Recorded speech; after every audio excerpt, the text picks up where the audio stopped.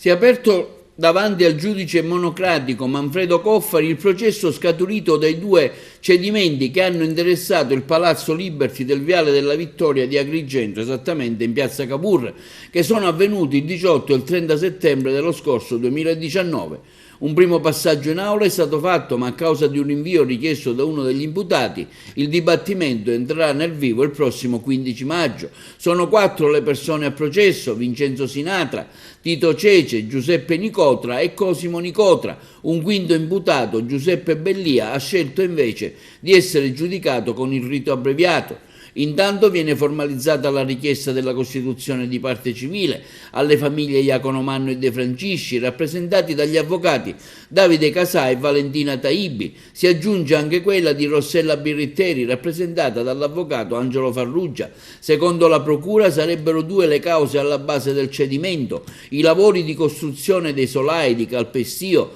del piano quarto sottotetto risalenti agli anni 2007 e 2008 sono stati realizzati abusivamente,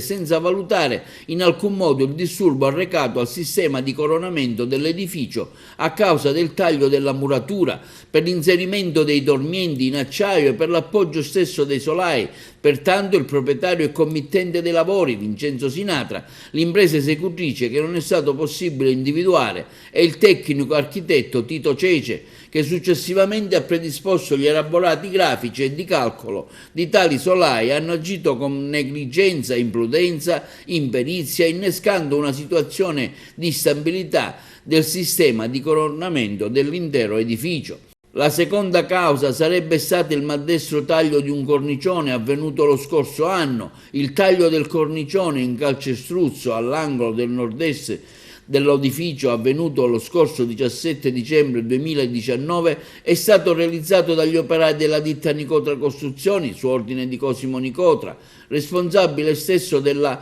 ditta, che dichiara di averlo concordato con il direttore dei lavori, l'ingegnere Bellia. Tale intervento è stato effettuato senza dovuta consulenza tecnica di ufficio sulle cause del crollo di 2 cornicioni di coronamento dell'edificio, senza procedere ad alcuna analisi o valutazione preventiva sull'effettiva condizione di stabilità del cornicione, né di natura tecnica né di natura computazionale, e senza quindi predisporre eventuali protezioni o appressamenti di messa in sicurezza delle strutture, procedendo pertanto con imprudenza e imperizia ed esponendo la struttura di coronamento al meccanismo del rovinoso crollo.